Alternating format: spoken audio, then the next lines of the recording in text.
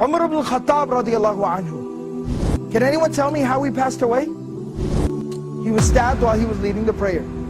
Alright, he was stabbed while he was leading the prayer. The narration goes on to tell us that Umar radiallahu anhu has this big open wound. He had literally a hole in his stomach.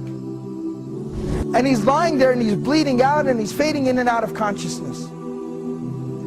And then while he's in that state and in that condition, he hears the call, the adhan for prayer. And he starts getting up.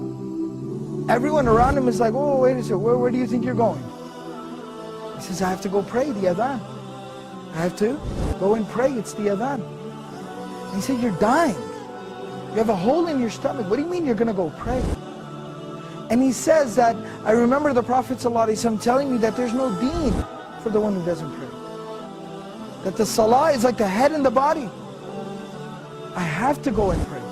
This was the commitment that these people had to prayer. As long as I'm alive, salah is something I do. That's the commitment, the connection that they have with prayer. So this is from Surah Maryam, Surah number 19, ayah number 31. My Lord has firmly commanded me to pray and to give charity or to purify myself as long as I am alive. Ma dumtu hayyan, as long as I remain alive.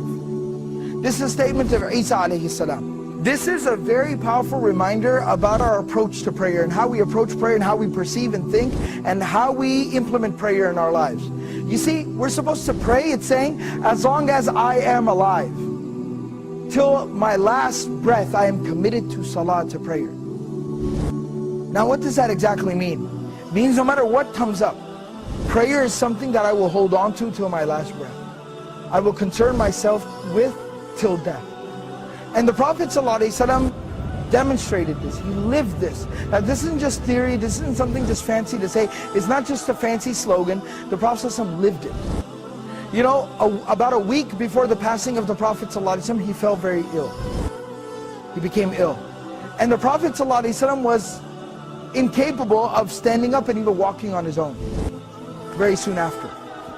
So the Prophet ﷺ, what he did, Prophet ﷺ would send for two Sahaba. They would come to his home and they would carry him. He'd put his arms around their shoulders and they would literally carry him to the prayer like this.